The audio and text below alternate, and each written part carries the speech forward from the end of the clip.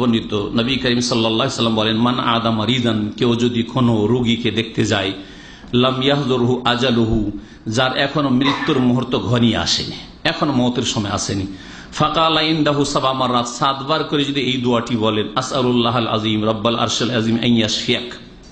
এটা কার জন্য দোয়া? রোগীর জন্য। এখন আপনার জন্য একটা দোয়া হয়ে গেল, বললাম এটা আবু দাউদের, আর এটা তিরমিজির, আবু দাউদ আছে হাদিসটি।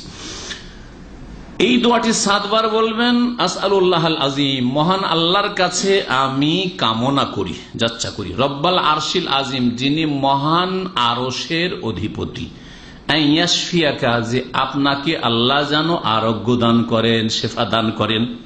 আসআলুল্লাহাল আযীম রব্বাল আরশিল আযীম আন ইয়াশফিয়াক, 3টি বাক্য, খুব সহজ। আসআলুল্লাহাল আযীমও সহজ, এক্ষুনি মুখস্থ হবে, রব্বাল আরশিল আযীমও সহজ, আর আন ইয়াশফিয়াকা, যেন আল্লাহ আপনাকে আরোগ্য দান করেন। এই দোয়াটি পড়বেন কতবার করে? 7 বার করে। যে কোনো রোগীকে দেখে যদি পড়েন তাহলে কি হবে? নবী সাল্লাল্লাহু আলাইহি ওয়াসাল্লাম ইল্লা আফাহুল্লাহু মিন যালিকাল মারাদ, তাহলে ওই রোগীকে আল্লাহ পাক সেই ব্যাধি থেকে মুক্ত করবেন বা আরোগ্য দান করবেন। দোয়া করলেন 7 বার করে।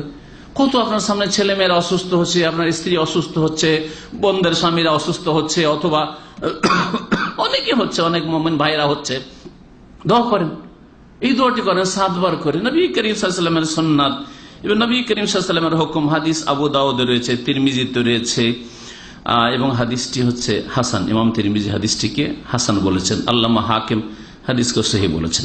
শিখলেন আর একটি দোয়া রোগীর সামনে গিয়ে।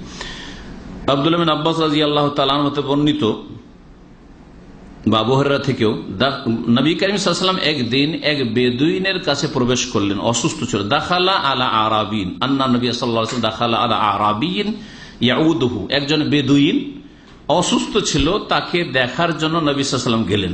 ওয়াকানা ইযা দাখালা আলা মান ইয়াউদুহু, নবী করিম সাল্লাল্লাহু আলাইহি ওয়াসাল্লামের ভালো একটি অভ্যাস ছিল, যখন কোন রোগীকে দেখতে যেতেন তখন বলতেন লা বাসা তাহুরুন ইনশাআল্লাহ। লা বাসা মানে কোনো অসুবিধা নেই, লাবাস কোনো অসুবিধা নেই, কোনো চিন্তা করিও না। আমরা যেন বলি কোনো চিন্তা করিও না, হ্যাঁ পরেশান হবে, লাবাস কোনো অসুবিধা নেই, কোনো চিন্তা নেই। তাহুরুন ইনশাআল্লাহ, তাহুরুন মানে শেফাউন, তাহুর মানে শাব্দিক অর্থ হচ্ছে পবিত্রতা, কিন্তু এখানে ভাব অর্থ হচ্ছে আরোগ্য।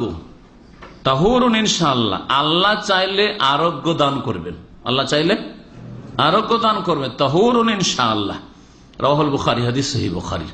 তাহলে এটি একটি দোয়া, সহজ, লা বাসা তাহুরুন ইনশাআল্লাহ, এখনই মুখস্থ হবে, ঠিক না? লা বাসা তাহুরুন ইনশাআল্লাহ। আর একটি দোয়া শিখে আলোচনা শেষ করতে যাচ্ছি। আবু সাঈদ খুদরী রাদিয়াল্লাহু তাআলা আনহু থেকে বর্ণিত, একদিন জিবরাইল নবী করিম সাল্লাল্লাহু আলাইহি ওয়াসাল্লামের কাছে আসলেন। সেই দিন নবী সাল্লাল্লাহু আলাইহি ওয়াসাল্লাম অসুস্থ ছিলেন। ইন্না জিবরিল আতান নবী সাল্লাল্লাহু আলাইহি ওয়াসাল্লাম, নবী করিম সাল্লাল্লাহু আলাইহি ওয়াসাল্লামের কাছে জিবরাইল তাশরীফ নিয়ে আসলেন আর বললেন, ইয়া মুহাম্মদ, হে মুহাম্মদ সাল্লাল্লাহু আলাইহি ওয়াসাল্লাম, ইশতাকাইতা, আপনি অসুস্থ হয়ে পড়েছেন, আপনি অসুস্থ হয়েছেন? কালা নাম, নবী করিম বলেন, হ্যাঁ অসুস্থ হয়েছি।